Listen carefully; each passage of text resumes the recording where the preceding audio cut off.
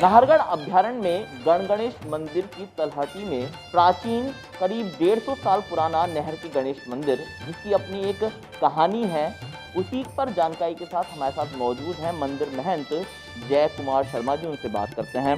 महाराज, एक प्राचीन मंदिर जिसकी अपनी एक अलग कहानी है और लोग दूर दराज से इन दाहिनी सूंड वाले गणेश जी को पूजने के लिए पहुंचते हैं। किस तरह का इनका इतिहास है, आपसे जानना चाहेंगे।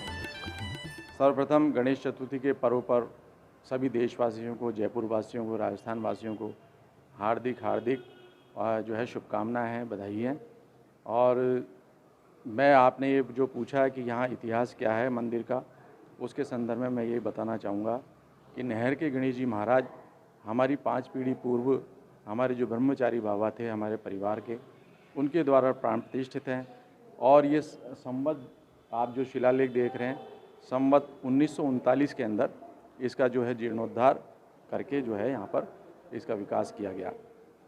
और ये जो आप प्रतिमा देख रहे हैं गणपति की, जो ब्रह्मचारी बाबा थे, उन्होंने हमारी जहाँ से पीढ़ी चालू हुई, श्री रामचंद्र ऋग्वेदी जी, स्वर्गीय ब्रह्मलीन रामचंद्र ऋग्वेदी जी, उनके द्वारा ये प्राण प्रतिष्ठित करवाई गई। तो उनके जीवन काल में जो यज्ञ जो किया करते थे गणपति का, तो प्रत्यक्ष गणपति की उपासना थी उनको।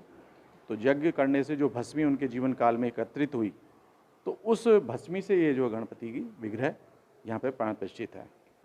पार्वती मैया ने अपने मैल से, अपनी मिट्टी से गणपति को, विग्रह को बनाया और स्थापित किया, उसमें प्राण फूंक करके।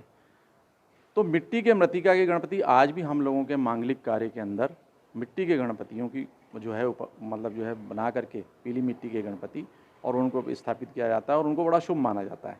ये वहाँ से पार्वती जी से चला, तो इसी रूप में यही रहा, क्योंकि उसके अंदर जो ये तो भस्म तो मिट्टी का ही है, और इसके अंदर जो उनकी आहुतियाँ भी है, गणपति का उपासना भी है, यज्ञ के जो किया करते थे, तो मंत्रों की आहुतियाँ इत्यादि जो रही, तो उससे फिर ये इसके अंदर कई चीज़ों के मिश्रण करके उसमें राख जो भस्म हुई, तो भस्म के अंदर कई चीज़ों का मिश्रण किया गया और उस मिश्रण से करके और फिर इसको निर्मित किया गया।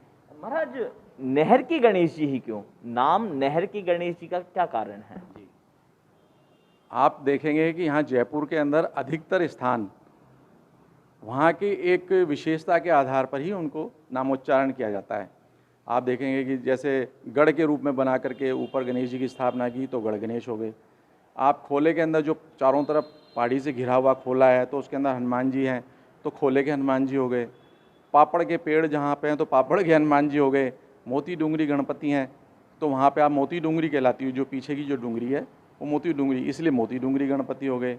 तो यहाँ पर हमारे यहाँ क्या है कि गणेश जी के बिल्कुल नीचे आप देखेंगे कि वर्षा काल के अंदर पहाड़ी क्षेत्र से बहुत वर्षा काल के अंदर इतना बृहद पानी आया करता था, बहुत ही, और वो महीनों भर तक चलता था, क्योंकि वर्षा भी बहुत अधिक मात्रा में हुआ करती थी। तो हमने देखा है, हमारे पूर्वजनों तो देखा ही है, हमने देखा। लेकिन अब ये जो है वर्षा काल में अब कम हो गई हैं, तो भी अभी भी आप देखेंगे कि एक छोटे से नाले के रूप में अब रह गई है, तो वर्षा का पानी जो आता है उसमें से निकलता है। तो इसीलिए ये जो नहर जो बहा करती थी, तो नहर के गणपति नाम पड़ गया। इसके विषय और कोई वो नहीं है, लेकिन सिद्धि विनायक स्वरूप है गणपति। सिद्धि विनायक स्वरूप गणपति का यहाँ पर दर्शन करने के लिए श्रद्धालु गणेश चतुर्थी पर यहाँ पर पहुँचेंगे ज़रूर, लेकिन कोरोना संक्रमण काल की वजह से उनके लिए प्रवेश निषेध रहेगा। ऐसे में उन्हें कुछ निराशा जरूर हाथ लगेगी, लेकिन सिद्धि विनायक का नहर के गणेश जी मंदिर हैं, उनका आशीर्वाद सब पर बना रहे, इसके लिए इस दौरान पूजा अर्चना का दौर जरूर जारी रहेगा। सहयोगी उमेश के साथ अंकुर जाखड़, ईटीवी भारत, जयपुर।